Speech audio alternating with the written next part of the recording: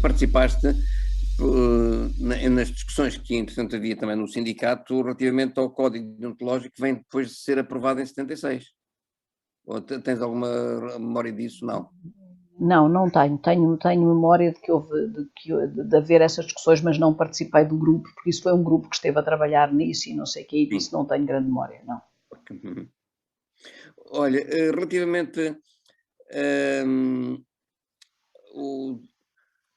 as condições de trabalho, os regimes de férias, salários, quer dizer, que isto é, os diversos níveis por onde passaste, isto é, portanto, fazendo aqui talvez este percurso entre a fase final do Diário de Lisboa, depois a Vida Mundial e a RTP, como é que eram esses os tipos de contratos? Respeitavam-se as folgas que as pessoas tinham direito? Isso foi alvo de alterações? Como é que... Eu penso que houve certamente alterações, que foram discutidas, foram os direitos. Lembro-me que quando entrei na RTP estava em discussão, por exemplo, duas coisas que depois foram deixadas cair, que os franceses tentavam a tentar também, que era fazer a semana de 4 dias, portanto, passar para as 40 horas de trabalho, fazer as 40 horas de trabalho mas eram divididas em 4 dias, e depois tinhas 3 de folga. Isso não passou. Outra luta que nós, na altura, se começou a travar e que depois também não foi adiante, era haver uma creche na própria RTP por causa dos funcionários que tinham crianças e dos problemas da ligação do trabalho e da família e dos problemas que isso causava por causa dos horários que nós tínhamos. O trabalho, depois houve a luta pelas 35, os jornalistas passaram a fazer 35 horas, não é? Diminuíram. Mas as férias aumentaram e eram respeitadas. As folgas podiam ser alteradas por motivos necessários ao trabalho e isso era uma coisa relativamente comum. E o trabalho por turnos era-nos estabelecido como é que seria, o que não quer dizer que tu não pusesses, num caso de grande impossibilidade, poder trocar o turno, mas em princípio os turnos eram aqueles e eram as mesmas horas. O que é que havia? No meu tempo, as senhoras tinham 2 dias por mês por causa do período menstrual. Eu não sei se isso continua a existir, penso que foi retirado em nome da igualdade. O que nem percebe-se, mas às vezes há pessoas que passam muito mal, de facto, no período menstrual e bem precisavam de poder ficar em casa sem aborrecimentos, mas pode-se pôr outros motivos, ou motivos de saúde, ou invocar outra coisa. Mas na altura lembro-me que havia isso. Eu na Vida Mundial nem sei se... Pronto, na Vida Mundial não me lembro muito bem, mas acho que sim, que tínhamos já essas coisas sem problemas. E no Diário de Lisboa também estive pouco tempo demais para ter a noção. Folgas sim tínhamos, e tínhamos aquelas, e mesmo na RTP tínhamos as folgas, quem trabalhava no fim de semana depois tinha direito uma vez trabalhava no fim de semana, no outro folgava, porque o problema era as folgas ao fim de semana sempre também tinham um problema, que é que tu não conseguias tratar de nada de coisas concretas para se tratar, quer dizer, e portanto também era preciso alterar, portanto havia aí formas, mas sobre esse aspecto confesso que há certamente gente que estava na altura nas direções do sindicato que sabe muito mais do que eu. Eu ia fazendo as coisas, nunca fui uma criatura de ligar muito nem a horários, nem quantas vezes, quer dizer, entrava de férias nesse dia e saí da televisão às 5 da manhã desse dia. A família já toda preparada com as coisas para irmos e não sei o quê, e foi preciso ficar a fazer uma montagem até às 5 da manhã, quer dizer. Mas havia esses cuidados. Estavas a falar do sindicato. Tu foste presidente do sindicato durante quantos anos? Eu fui 2 anos. E, como eu costumo dizer, fui presidente do sindicato, foi na altura em que acho que não havia nenhum homem disponível. Olha que engraçado pormos uma senhora. Quando eles me foram convidar foi que eu respondi e pronto, disse, acabaram os homens disponíveis. Mas fui, salvo erro, entre 96 e 98. E foi um excelente período, porque ainda havia possibilidade, havia coisas que estavam a correr muito mal, mas ainda havia uma capacidade de luta bastante razoável. Ainda era possível nós fazermos do rato que ruge e fingir que tínhamos mais força do que tínhamos. Sim. Tenho muita pena, hoje a Sofia deve-se ver em palpos de aranha em muitas coisas, não é? Porque sim, nós, apesar de tudo, ainda conseguíamos em algumas coisas e apanhámos o Aruns como secretário de Estado, que era uma pessoa com quem era possível dialogar. E tínhamos um excelente staff. Eu costumo dizer que o que faz muito os sindicatos, enfim, o de jornalistas, durante muito tempo era a Dona Wanda. E depois era o Serra Pereira, a João, aquele grupo, quer dizer, que eram absolutamente impecáveis, quer dizer, e que eu digo sempre, não teria conseguido fazer o que fazia, porque a gente no sindicato nunca interrompe o trabalho, não é? Continuamos a ser, e continuamos a fazer o trabalho. Eu, nessa altura, nesses anos, fiz, não sei, 5 ou 6 documentários. E a única coisa que tinha combinado é, se eu estiver na montagem, só em caso da coisa mais grave, jornalista preso, uma coisa desse género, é que me interrompem. O resto, desculpem lá, fora da hora de montagem, tudo o que quiserem. Se estamos na hora de montagem, porque aquilo era contado, estão máquinas retidas por nós, está um operador de montagem retido por nós, não pode ser. E isso era importante. Mas havia uma equipa muito boa, depois começámos a fazer também o jornal, o Passa-Palavra, e teve o João Isidro a tomar conta e não sei o quê, eu acho que foi excelente, e era uma equipa boa e tínhamos uma certeza, que é que quando avançávamos para a justiça, em princípio ganhávamos. E aquela coisa de apoiarmos todos os jornalistas, mesmo que não fossem sindicalizados, nessas questões, eu lembro de haver jornalistas que nunca se tinham querido sindicalizar, tiveram um problema, foram apoiados pelo sindicato e depois foram-se sindicalizar, dizendo eu nunca pensei que vocês me apoiassem porque eu não era sindicalizado, nós estamos aqui. Isto. E foi um período muito interessante porque depois havia o Oscar Mascarenhas, no deontológico. E costumávamos dizer que era uma equipa que um diz mata e o outro diz esfola. Ou seja, nós fomos para ali para dignificar o jornalismo. Para defender os jornalistas, sim, mas para dignificar o jornalismo, que é a maneira melhor de defender os jornalistas, na nossa opinião. Claro. Eu lembro-me, quando nós fizemos críticas públicas a algumas atitudes de jornalistas, a algumas peças jornalísticas, houve gente, quer da UGT, quer da CGTP, que me telefonou a dizer, mas tu passaste uma dirigente sindical a atacar os seus sindicalizados. E eu disse, calma, nós estamos aqui para defender o jornalismo, que é a maneira em que entendemos que se defende os jornalistas. Quando os jornalistas atacam o jornalismo, é nosso dever criticá-los. E se nos tiverem que criticar a nós, criticam-nos a nós também. Estamos aí. Não somos os jornalistas, não estão acima da luta de classes, não são imunes às críticas, não são as pessoas que ninguém pode criticar. Que agora parece que se chegou aí. Se tocamos nos jornalistas, tocamos na liberdade de imprensa. Não é isso. A liberdade de imprensa é uma coisa demasiado sagrada para ser confundida com os vilipêndios que lhe fazem algumas pessoas que exercem a profissão e têm carreira profissional.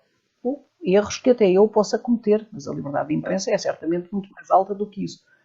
E isso foi extremamente importante, porque acho que foi uma fase em que conseguimos que se tornasse mais presente um código deontológico. Até porque, como sabes, eu já falo muito, mas o Oscar, quando falava, tinha um vozeirão e tinha um jeito para usar as palavras muito grande e era extremamente crítico. Houve muitas pessoas que se zangaram connosco, nesse período, que se desfiliaram do sindicato, houve coisas assim. Eu lembro-me de uma vez, ia-me encontrar com o Marçal Grilo, Ministro da Educação, por causa da tal questão dos jornalistas, o acesso à universidade. Ia no caminho e telefona-me a rádio fazendo uma coisa que eu odeio, que é em direto para... Desculpem, eu posso não querer dar entrevista nenhuma, ninguém tem o direito de dizer está em direto para não sei onde, liga lá. Bom, mas que diz-me, em direto para, não acha que se deve tirar a carteira? Eu já não me lembro quem. E eu disse, e tu tens carteira profissional? Tenho. E se tens carteira profissional não sabes que o sindicato não passa nem caça carteiras. Isso é um trabalho da Comissão da Carteira Profissional de Jornalistas. E se não sabes porquê que perguntas? Que é a frase do João dos Santos que eu gosto muito de citar. Se não sabes porquê que perguntas? Bom, quando eu cheguei ao Marçal Grilo diz-me, Diana Andrinha, se eu fizesse aquilo a uma jornalista, o que é que a Diana Andrinha me dizia, como presidente do sindicato? E eu dizia-lhe que teve toda a razão. O que é que eu lhe podia dizer? Quer dizer, uma pessoa que pergunta à pessoa errada porque é que não caça a carteira, para já esta coisa de caçar a carteira do camarada é uma coisa que às vezes não é que não me apeteça a alguns, mas de qualquer forma é uma coisa que me aborrece. E depois quer dizer que faz as perguntas todas erradas, porque se ela tem uma carteira sabe que é o fio que lhe passei, não é? Quer dizer, Claro. E portanto tu não tens que aceitar que os jornalistas digam estas coisas. Tu vês perguntas que são feitas aos políticos. Epá, eu sofri durante, agora não as tenho visto muito, mas aquelas conferências de imprensa da Direção-Geral de Saúde, Sim. em que os jornalistas repetiam 3 vezes uma pergunta sobre aquilo que a pessoa já tinha dito, parecia que não ouviam, que eram surdos, ou então eu tenho que dizer com a minha voz para mostrar na minha redação que eu também fiz esta pergunta. Está bem, mas a desgraçada da diretora-geral ou da ministra não tem que responder 3 vezes a uma pergunta igual. Houve muitas vezes em que, palavra de honra, se eu estivesse no lugar delas, tinha-me levantado e saí. Desculpem, organizem-se, eu volto cá depois, quando tiverem feito uma pulo, e se souberem o que quiserem perguntar, eu volto cá depois. Quer dizer, há uma insensibilidade nisto. Uma coisa absolutamente... houve uma jornalista também que me ligou às 7 da manhã, salvo erro, no dia em que a Diana de Gales morreu.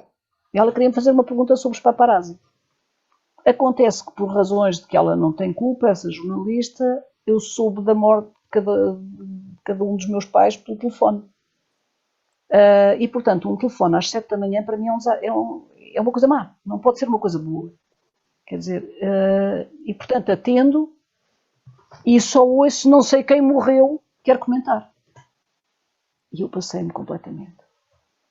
Quer dizer, não se liga para a casa de uma pessoa a dizer em direto, começar a frase, ela se calhar, coitada, tinha pressa, como costuma acontecer aos jornalistas, sobretudo os da rádio. Epá, mas tu ligas para uma pessoa, desculpe ligar-lhe a esta hora, mas passa-se, houve aqui um problema, não sei se já está acordado, se quer que ligue mais daqui a bocadinho.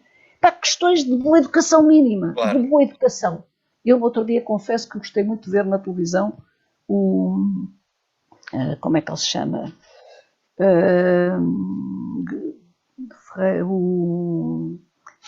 Agora vou dizer uma coisa muito feia, mas é assim o marido. O Paes Ferreira. Eu ia dizer o marido da Ministra da Justiça. Sim, por outro lado, Paes Ferreira, sim. Não me estava a acordar, porque com a velhice falham os números. E então, o Paes Ferreira estava furioso com as coisas que tinham dito sobre a carta não sei o quê. Exato. E começa a dizer, sabem, eu acho que a primeira coisa que os jornalistas esqueceram foi uma coisa chamada Boas Maneiras. Eu trago aqui um livro de Boas Maneiras e mostro um livro de Boas Maneiras. E eu fartei-me de rir em casa sozinha, dizendo, é isso mesmo, quer dizer, porque é isto. Tu, por ser jornalista, não mandas no Presidente da República, nem no Primeiro-Ministro, nem na senhora do autocarro, ou na pessoa, no varredor de ruas, não mandas em ninguém. É jornalista, pedes, por favor, se estão disponíveis para ti. Quer dizer, e inverteu-se isto completamente com a história de eu sou a vedeta, eu cheguei, e agora vocês estão aí ao meu dispor, eu faço-vos o favor de vos entrevistar. Para da merda. Quer dizer, isto é o contrário, não é?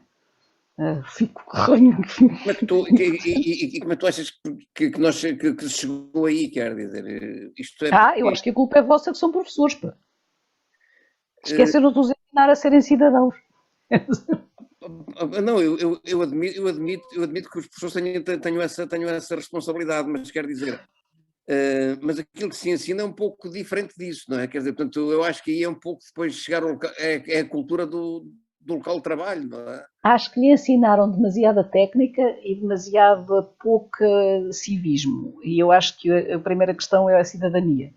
E que um jornalista tem, acima de tudo, perceber o que é cidadania. Eu compreendo que já houve camaradas professores de jornalismo que me dizem, mas a gente está à espera que isso seja da pré-primária. Ok, estamos à espera que seja da pré-primária. Aqui temos outras coisas para lhes ensinar. Mas se eles não souberem essas, tudo o resto, podem ter as técnicas todas. Não vão fazer bom jornalismo, certamente. Porque não sabem portar-se como cidadãos. Como é que isto se corrige? Se calhar, olha, eu dou-te um exemplo que aprendi em Inglaterra, que achei uma coisa linda. A certa altura, no cursozinho que lá fiz, filmávamos ao pé, eu estava no curso da Disney News, e ao pé havia um conservatório. E nós treinávamos as filmagens nesse, em que entrevistei depois o senhor das Campas, filme, quando precisávamos de fazer qualquer coisa que metesse mais atores ou pessoas a fazer certos papéis, treinávamos com os jovens do conservatório. E uma das jovens do conservatório contou-me esta história notável. Os pais dela eram republicanos, coisa que em Inglaterra não chove, não é? Não chovem assim muitos. E ela, na escola, durante todo o tempo, quando eles faziam debates, discutiam também, mas na escola, discutiam também as questões políticas e as questões do sistema em que viviam e do que é o sistema democrático, o que é a república, o que é a monarquia. Ela tinha sempre que defender a monarquia. E os filhos de pais monárquicos tinham que defender a república, para perceberem que em todos os pontos de vista, que é sempre possível defender o ponto de vista, e que todos eles podem buscar argumentos, mesmo aqueles mais falaciosos e mesmo aqueles que tu não gostas, mas é possível. Se nas aulas de jornalismo se fizesse isto, eu, a certa altura, tive a sorte de ser convidada, também só uma vez, mas pronto, para ir dar umas aulas de doutoramento à Universidade de Agostinho Neto. Eram todos já adultos, mais do que adultos, um deles já tinha tido funções importantes no governo, outros eram deputados, etc. Eram pessoas que estavam a fazer, queriam aprender jornalismo, estavam a fazer um doutoramento no qual, na prática, aquilo que eu estava a ensinar eram alimentos de jornalismo, mas pronto. Não era nada a nível de doutoramento, era uma coisa muito mais básica, mas que eles consideravam que era útil. E então houve um dia em que eu disse, muito bem, e agora vamos fazer aqui uma discussão sobre sistemas. E houve gente, e havia gente da UNITA, gente do MPLA e gente não sei o quê. E foi possível na aula discutir sem se insultarem. Claro. Porque é possível perceber que tu tens esta e esta razão e que, por outro lado, há coisa em que não podes tocar. Eu lembro, claro que é terrível, mas tu, por exemplo, mandas fazer um trabalho sobre, não tens tempo porque o curso é muito pequeno, não tens tempo de mandar fazer uma grande reportagem, mas pedes que façam, que lhes escrevam em tom de reportagem algo que lhes tenha acontecido na vida. E um dos trabalhos que me chegou não era grande coisa, mas era de um homem a contar, mais uma vez, como é que a família dele tinha sido morta. Ele tinha ficado sozinho com um irmão com 8 anos de idade e tinham fugido e tinham conseguido ter com pessoas que depois os ajudaram. E eu disse, e como é que eu classifico isto? Vou classificar pelos erros de português? Não, certamente. Vou classificar porque a estrutura não é muito boa. Não, quando muito chamo e digo, olha, esta história é extraordinária, lamento imenso o que te aconteceu e olha, mas talvez tivesse mais força se tivesses feito, não sei que se tivesses pegado assim ou assim e podes-lhe dar alguma técnica. Sim. O que eu acho é que nós não fazemos isso, estamos todos muito apressados para dar técnicas, para ensinar coisas e não paramos a aula toda para, olha, o que a minha professora do Ramalhão de português fazia, que era quando eu dizia ela que classificava uma oração dos Lusíadas, e eu era uma miúda, e dizia, eu não estou de acordo, eu classifico de outra maneira porque acho que a professora, a interpretação que está a fazer não é correta, eu interpreto desta maneira, portanto a classificação tem que ser outra. Eu era uma miúda de 12, 13 anos e ela parava e parava a aula toda para discutir comigo. Pode-se fazer sempre isto? Não, é um luxo. É o tal tempo que hoje em dia passou a ser um luxo. Mas tens que fazer de alguma maneira, porque se não houver nenhum debate, se as pessoas não se habituarem a debater, se as pessoas não se habituarem a que aquele tipo que diz uma coisa que eu odeio, mas tenho que o ouvir e saber reproduzir o que ele disse, e não o que eu entendi que ele disse. Porque o meu problema com grande parte do jornalismo atual é que eu nunca sei o que é que a pessoa disse. Eu sei o que é que o jornalista entendeu que ele disse. E depois, se conheço o jornalista, faça tal coisa que fazia com o diário e o dia. Retiro a parte do que sei que o jornalista pensa e agora deixa lá ver o resto. Mas se não o conheço, estou tramada. Estou tramada. Eu, no outro dia, esta carta aberta às três jornalistas, que me deixou muito traumatizada, o eco que teve, eu vi atribuírem coisas que não estão de todo lá escritas, nem sequer insinuadas. Não Sim. estão de todo. Mas as pessoas viram isso, que eu acho absolutamente extraordinário. Ou seja, tinha uma coisa na cabeça e, portanto, isto vem assim, portanto, isto deve ser isto. Quer dizer, nem sequer se deram ao trabalho, porque algumas das pessoas que ensinaram ali não têm nada a ver com não são do governo, não têm nada a ver com o governo. Não. Isto é um frete ao governo. É? Quer dizer, Isto diz que não podemos fazer entrevistas violentas. Não, podes fazer entrevistas violentas com a maior boa educação. Claro. Com uma excelente tais boas maneiras que o Ferreira disse. É exatamente isso, é com boas maneiras. E a pessoa, como também sabes, como jornalista, cai mais facilmente quando faz uma pergunta com boas maneiras. Exatamente. Fenómenos como a informatização das redações, enfim, estas modernizações todas que houve, também de modernização organizacional, se quisermos utilizar aqui assim um palavrão, como é que tu vês estas alterações que foram feitas ao longo do tempo? Ou seja, num olhar retrospectivo, quer dizer, desde o tempo em que escrevias ainda, enfim, à mão quase, não é? Portanto, depois para a máquina de escrever que criava calos nos dedos, até esta coisa agora que é uma espécie quase de um Boeing 747, não é? Quer dizer, da informatização dos teclados suaves, etc. Como tu percebeste há bocado, uma coisa que eu disse há bocado, terás percebido que tenho muita pena que se tenha perdido o ponto intermédio.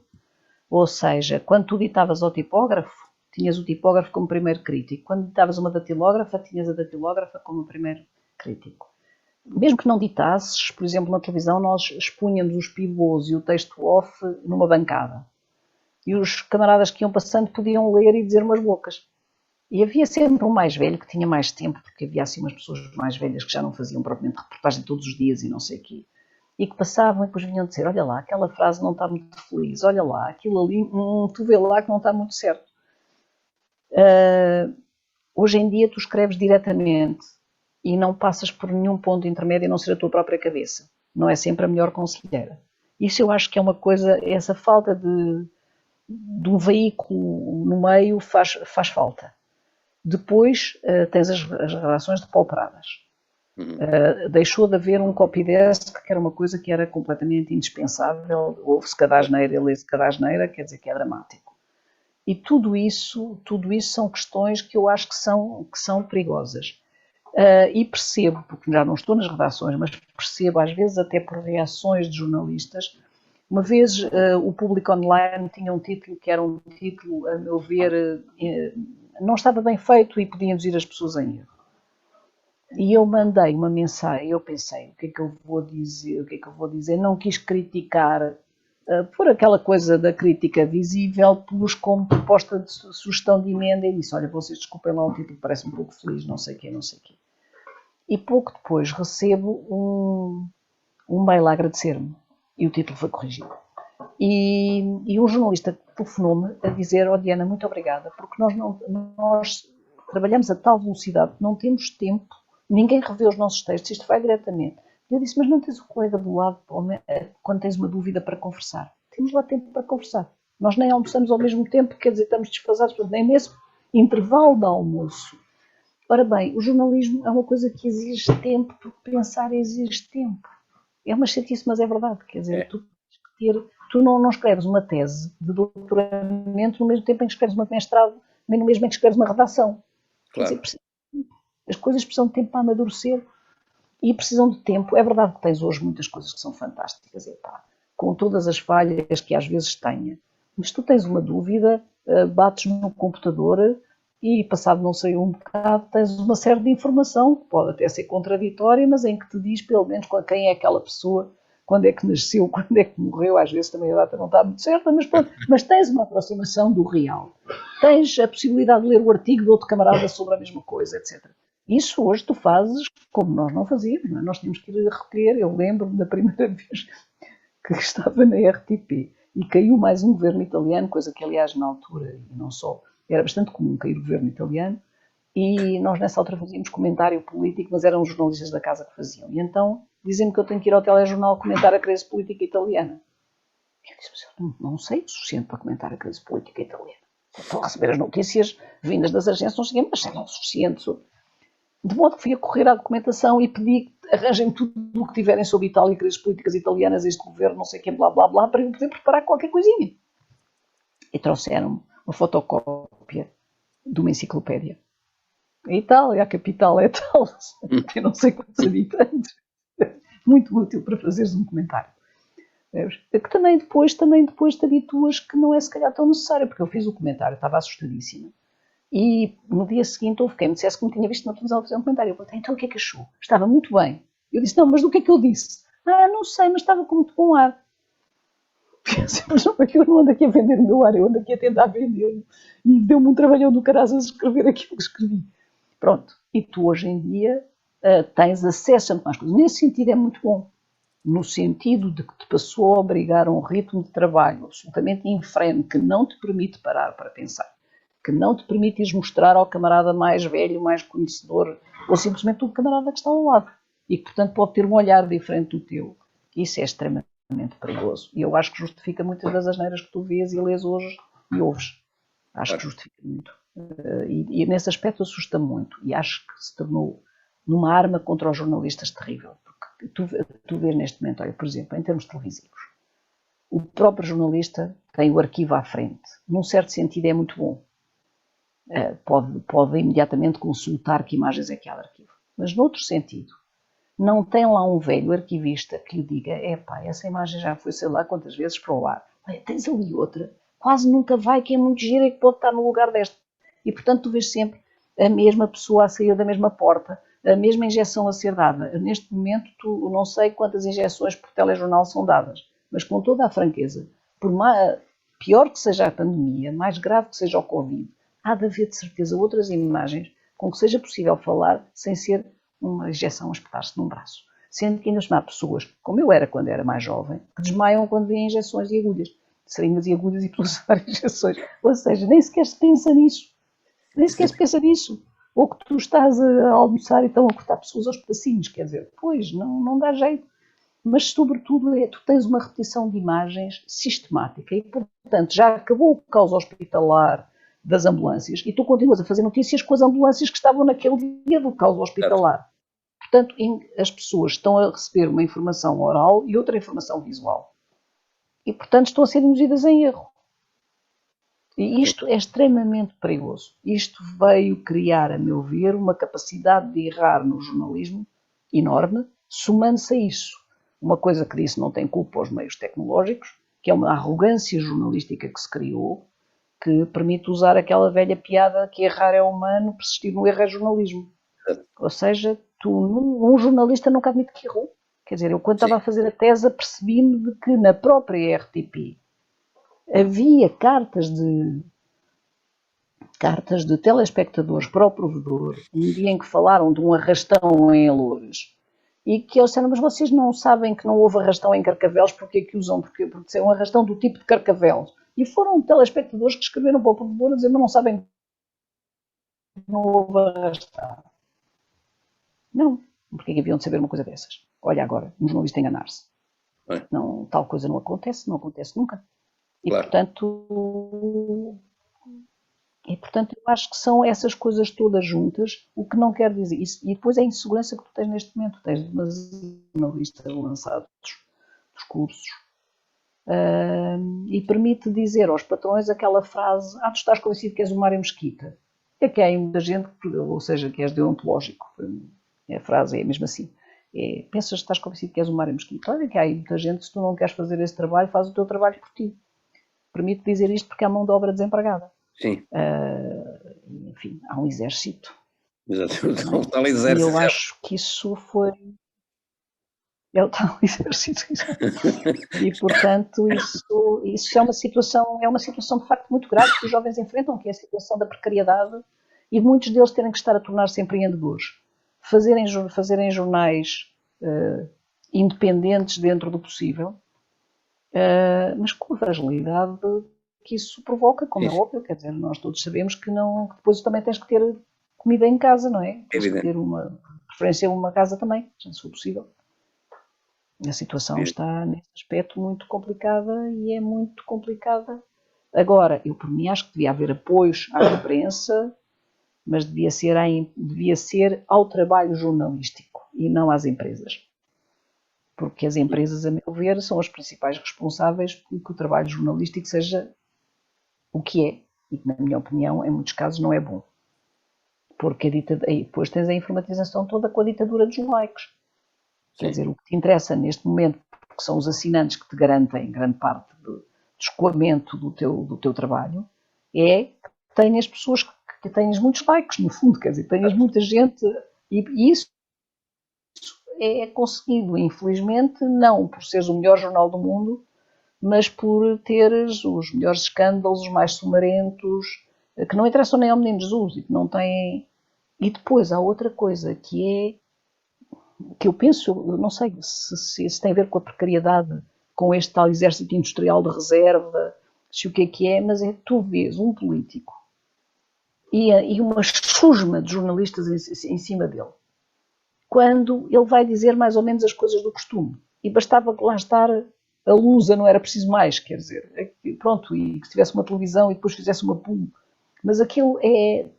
Os jornalistas correm imenso atrás de coisas que não faz sentido nenhum estarem tantos a cobrir. Não faz, de facto. E eu acho, porque é? Não sei, porque têm que mostrar trabalho, porque convém serem vistos, não sei, porque os obrigam por causa dos likes, não sei, não consigo muito bem perceber, mas digo-te que deve ser muito difícil ser jornalista nesta altura. E se quisermos, digamos, que olhar um pouco para o futuro, a breve ou médio prazo, que expectativas é que tu tens, ou com que olhar é que tu deitas, enfim, um futuro desenvolvimento da profissão, isto é, como é que, portanto, esta espécie de radiografia, ou esta análise crítica que tu aqui fazes, quer dizer que no fundo corresponde àquilo que hoje observamos, mas dá a sensação que isto a ser uma tendência, a coisa tem tudo para poder piorar, ou não? Não sei, acho que a certa altura as pessoas se cansam. A certa altura as pessoas vão querer outra coisa. Porque não podes ter todas os jornais a tratar dos mesmos, porque vai haver provavelmente cada vez uma maior especialização. E vão surgir alguns bons projetos e vão ficar alguns bons projetos. E depois haverá os maus, como sempre houve, quer dizer, sempre houve a imprensa castanha, não é? Sim. Portanto, ou amarela. Portanto, mas penso que haverá uma tendência para criar grupos independentes que vão tentar fazer jornalismo. Eu acho que era uma coisa que era muito importante, era apoiar, a ver, digamos, sei lá, que se calhar, olha, como aquela experiência de um jornal, experiências cooperativas, experiências de grupos, neste momento já há grupos de jovens a fazerem, e que esses merecem ser apoiados, e que esses é que devem ser apoiados, é saber-se quais são os projetos e que deve haver um apoio, e que deve haver um apoio naquelas coisas que são indispensáveis para ser feito nos meios de produção, no papel, para que haja papel, que eu acho uma tristeza se se deixar completamente de haver papel, mas eu acho que se vão criar nichos que têm o problema da bolha, vão corresponder um bocadinho à bolha, mas isso eu também já te disse que mesmo antes do 25 de Abril o vendedor de jornais estendia-me um jornal e não estendia outros, não é? Exatamente.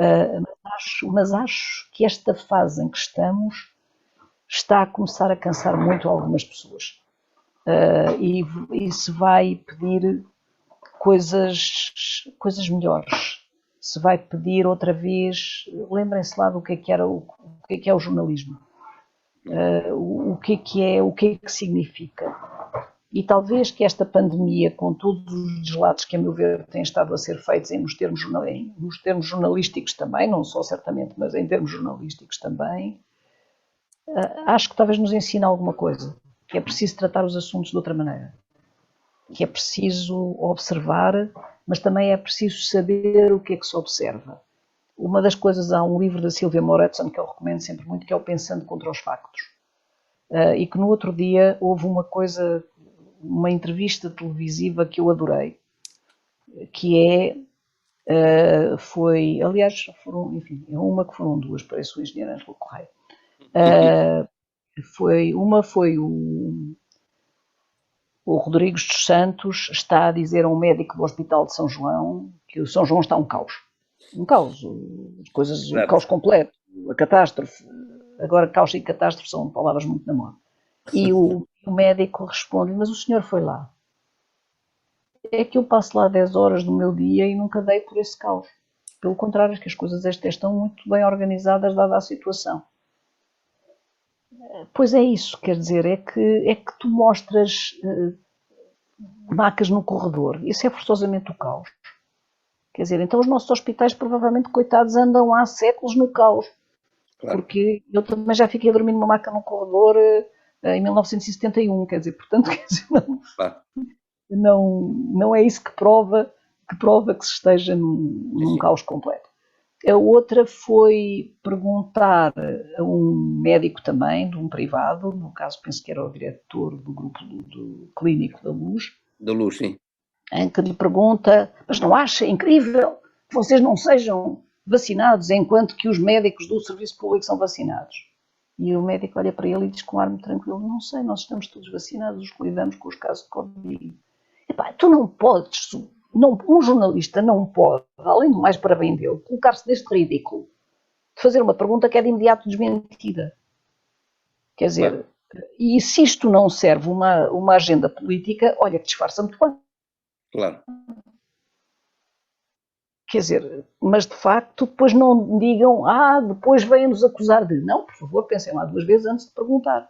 Porque eu acho que é das coisas mais terríveis. É uma coisa que toda a vida é um pesadelo. Ainda hoje acordo, já não estou a exercer a profissão em plena há tanto tempo, e ainda hoje de vez em quando acordo a sonhar que estou a fazer uma pergunta a uma pessoa e ela me responde provando que eu não percebi nada do que estou a perguntar e que não sei o que estou a perguntar.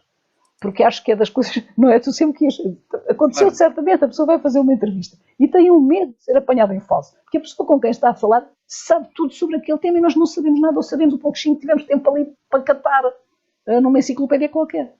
E, portanto, passas por essa vergonha que será uma coisa horrível. Em direto na televisão, por favor, tomem lá mais cuidado e não façam perguntas tão tontas. Ou não façam perguntas que não verificaram se calhar esta pessoa é melhor ou não. Se calhar ele já foi vacinado. Perguntava-se antes dele entrar. Claro. Vocês já foram vacinados? Não sei. Há de haver maneiras de resolver isto. É evidente. E eu acho que isso são coisas que têm... E eu acho que as pessoas estão a ficar... Há grupos de pessoas que estão a ficar fartas. Obviamente não tens muitos outros sítios onde ir procurar a informação chega-te por aí. É pior se as pessoas ficarem só nas bolhas das redes sociais. Sim, mas apesar de tudo, para as bolhas das redes sociais, só os convertidos é que acreditam piamente no qual leem. Enquanto que aquilo que aparece na televisão, como se dizia antigamente, e felizmente já não se diz, é verdade porque eu vi na televisão. Quer dizer, e apesar de tudo, se é a televisão, então se é a televisão pública, não há de estar a mentir, ou se é assim, tem responsabilidades, não há de estar a mentir.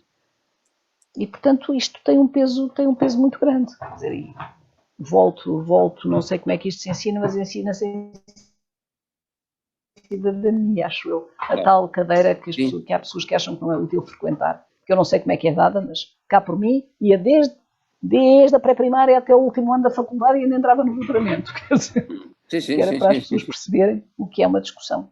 Sim. Que características é que tu achas que te ajudaram mais no desempenho da tua profissão de jornalista? Provavelmente conheci muito bons jornalistas e tentei lê-los e ver como é que eles faziam. Vários deles ensinaram-me várias coisas. Por exemplo, como é que tu podes, se não tens dinheiro para ir a um sítio, conseguir saber a informação toda por telefone, com o mapa da cidade e com a ajuda de uma coisa que desapareceu e que era tão útil, que eram os telefonistas, que nós dizíamos, por favor, encontre-me uma pessoa na cidade tal que mora, e elas conseguimos fazer isso. Da Marconi, eram fantásticas. Mas aprendendo, vendo trabalhar outros jornalistas, fazendo eventuais cursos, aprendi com erros. Aprendi, por exemplo, uma coisa que eu aprendi vendo-me a mim própria na televisão, é que quando eu ia fazer uma pergunta daquelas maldosazinha, sorria. Portanto, quem me conhecesse preparava-se para uma pergunta maldosa, porque eu não resistia à minha própria graça, que é uma coisa muito feia e muito estúpida, quer dizer. E, portanto, aprendi isso e calma que vou passar a ser mais esfíngica. Aprendes com as críticas que te fazem, porque porque isso é extremamente importante. Eu digo, ainda ontem estava a falar com uma jovem e lhe disse o Fernando Peça. Que era o Fernando Peça? Aconteceu-me estar no princípio dos meus tempos na televisão e ele ligar pelo telefone interno para me dizer: oh Andrinho, olha, aquela peça que tu fizeste gostei muito. Oh Andrinho, aquela peça que tu fizeste não era fantástica e tinhas ali um erro assim. E tu aprendes, ouves, baixas as orelhinhas e ouves. Com diretores como o Carlos Cruz, que tu fazias uma grande peça e ele dizia à frente de todos que boa que era a peça. E a tua peça era mais fraca e ele, em vez de passar um raspanete ou te humilhar, venha daí tomar uma dica. E hoje aquilo nem parecia seu, caramba, estava mesmo fraquito. É assim, aprende-se nas relações, certamente. Aprende-se com os mais velhos.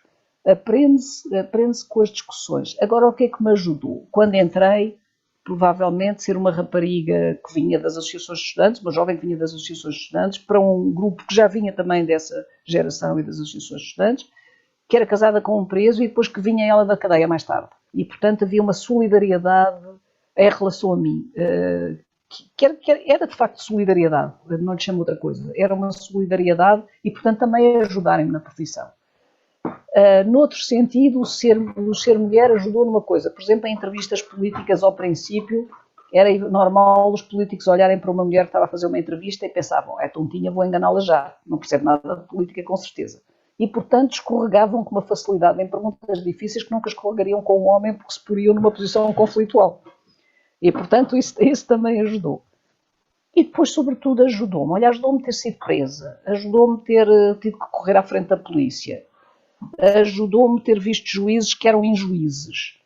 Ajudou-me tudo isso para saber que as autoridades são autoritárias, mas não têm sempre razão, que a polícia não é obrigada a bater, bate porque quer bater, que os juízes não julgam sempre bem, que os delegados do Procurador da República e os acusadores públicos não são sempre pessoas sensatas e boas, e que nenhuma dessas pessoas é independente totalmente, e que nós jornalistas também não. Ou seja, o que eu aprendi, digamos, que foi, aprendi em medicina a ver pessoas a sofrer, aprendi nos refugiados a ver pessoas a sofrer. Quer dizer, eu diria que as características que me serviram para ser alguma coisa eu acho que as duas qualidades que eu tenho eu gosto de ouvir pessoas a falar e gosto muito de contar histórias. Estas são as minhas qualidades principais. E escrevo bem. Agora, tirando isso, não sei se tenho muitas outras, mas essas foram aquelas que são minhas desde pequenina. E ter tido essa professora de português que me permitiu sempre discutir e ter tido uma família onde nunca me foi dito: tu és pequenino ou tu és rapariga, não podes discutir. A tua palavra não é ouvida. Não, a tua palavra é ouvida. Podes ser pequenina, mas a tua palavra é ouvida. E certamente muito ter nascido em África, ter vivido entre pessoas com cores diferentes, ter vindo para Portugal, a primeira escola onde estive, da primária, só havia uma, era a Associação Protetora de Meninas Pobres, os meus colegas eram gente muito pobre, gente descalça e mal vestida, e a seguir pareceria muito rica, certamente, e a seguir ter ido para o Ramalhão, onde eu parecia pobre ao pé das minhas colegas muito ricas. E, portanto, ensinaram-me que as pessoas só têm um valor, que é aquilo que são. Aquilo que elas, pessoalmente, lá dentro são. O que é a cabeça delas, o que é o espírito delas. E não, ai, senhor ministro, ai, o senhor doutor. O maior elogio que eu tenho profissional é de um diretor que não gostava de mim e que um dia não havia ninguém livre na redação para ir entrevistar um ministro, eu era do Internacional, mas alguém sugeriu: olha, a Diana está livre, acabou de fazer uma peça, se calhar pode ir. E ele disse: a Diana não, porque a Diana trata os contínuos como se fossem ministros, os ministros como se fossem contínuos. E eu achei que era o maior elogio que me podiam fazer, porque contínuos e ministros são exatamente a mesma coisa, são seres humanos que tens que respeitar enquanto seres humanos. E isso eu aprendi como cidadã, é por isso que eu te digo que, para mim, a grande questão, e que talvez esteja a falhar muito nas nossas escolas, é a competição, porque obviamente criou-se um clima de competição entre as pessoas. Por acaso eu penso que esta nova geração, apesar de estar numa situação péssima, já não tem tanto isso. Mas nós houve ali uma altura, com os números clausos e o raio, que criámos uma coisa nas pessoas que é mete os dedos nos olhos do adversário para passar à frente. Não. Código deontológico francês. Nunca disputar ou aceitar o lugar de um colega a quem foi retirado. Isto é tão... quase nem precisava de ser posto num código deontológico, mas o nosso não está. E devia estar. E devia estar, tal como devia estar, que não devemos confundir nunca a nossa profissão nem a nossa posição com a de juízes ou de polícias. Nós não somos isso. E temos que aprender a não humilhar pessoas. Olha, eu estar presa, ter estado presa, faz-me com certeza fazer uma coisa. Se eu tivesse para mostrar as imagens, fosse de quem fosse, no interrogatório eu não as mostrava. Porque me lembrava que uma pessoa no interrogatório está sempre numa posição de fraqueza e que o Código Deontológico te proíbe, enquanto jornalista, de abusar de uma pessoa em posição de fraqueza. Exato. E quando eu vi isso, eu ia vomitando. Tal como quando e não são por vezes pessoas de que eu gosto. Não tem a ver com isso. Tem a ver, não se faz. E as pessoas fazem. Se calhar faz-lhes falta de ter levado porrada da polícia, sei lá, olha, se calhar faz-lhes falta terem que ter andado a correr à frente do Capitão Maltês. Não estou com isto a querer que a polícia possa estar a correr atrás dos pobres estudantes, mas acho que é preciso perceber que tu não podes olhar para as pessoas categorizando-as imediatamente. Este é para ouvir, aquele não é para ouvir, este é para ouvir com deferência, aquele não, e sobretudo não podes tomar a posição fascisante, que é todos os políticos são malandros. Está um político à minha frente, eu vou mostrar que ele é um malandro. E pá, aos que são e aos que não são. Isso não são. Como os jornalistas. É óbvio, não é? E o jornalista, o que tem a obrigação é de ser capaz de revelar pela inteligência das suas perguntas, pela capacidade de ouvir, pela sua investigação, que aquela pessoa é de facto um malandro. Mas não é tratar todos os que lhe passam pela frente como se fossem o último dos malandros. Quer dizer, de uma forma geral, consideras que, enfim, aquilo que nós consideramos por sociedade, seja lá isso o que for, mas esta designação genérica, reconhece a profissão de jornalista, isto é, olha para a profissão de jornalista como, enfim, com respeito, ou olha para ela no sentido de que bom, faz sentido, é necessária. Qual é o entendimento que faz sobre isto? Acho que não é possível generalizar, claro, mas acho que sim, que ainda há confiança, ainda há alguma confiança nos jornalistas. Acho que sentem a profissão como necessária. Quanto a respeitar, eu acho que respeitam profissionais, não respeitam a profissão. Porque muitas vezes criou-se uma coisa completamente indistinta entre o que é informação e o que é entretenimento. E eventualmente as pessoas são capazes de acreditar mais numa coisa dita pelo Rui Araújo Pereira do que dita por Ricardo Araújo Pereira, do que dita por um jornalista que tem carteira profissional. Porque já se habitua a quem ele é, sabe que ele vai dizer de determinada maneira, etc. Eu acho que as pessoas respeitam os profissionais e quando respeitam muito. Porque acham que é uma profissão, quando veem uma pessoa no meio de uma guerra, em risco e não sei o quê, as pessoas têm de facto têm respeito por essa pessoa, pelo que essa pessoa se está a sacrificar, pelo risco que essa pessoa corre e espera, mas não respeitam a profissão em geral. Isso não sei se há muito, não. O que é que consideras ter sido mais compensador do teu trabalho em termos profissionais?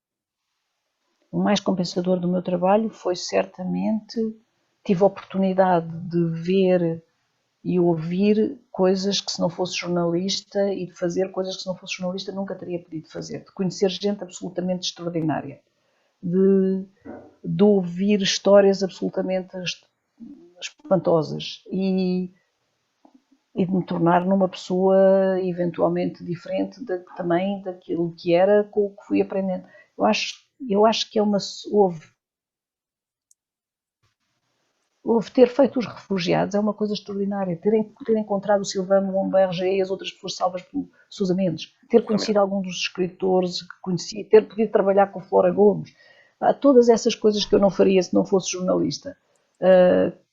São o que não teria tido as mesmas hipóteses. Viagens que fiz. Conhecer pessoas que admirava. Quer dizer... tudo isso são coisas certamente que são grande ganho jornalístico. Agora, como dizia o Pinto Coelho, nós não vimos para esta profissão para ganhar dinheiro. E não é compensador, de certeza. Agora, do ponto de vista do que vemos, ouvimos e lemos, para citar uma frase célebre, Exato. Isso é compensadoríssimo e é uma profissão absolutamente fantástica. Como eu costumo dizer, é a melhor profissão do mundo. Pagam-nos para fazer aquilo que qualquer criança quer fazer, que é ouvir contar histórias. Uhum. Imagina, ainda somos pagos por isso, que privilégio. É fantástico. Diz. Não, só disse é fantástico.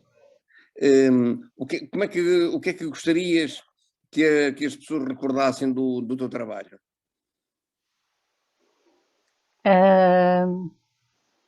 As coisas boas que fiz, os bons trabalhos, recordassem que eu tentava ser honesta no meu trabalho.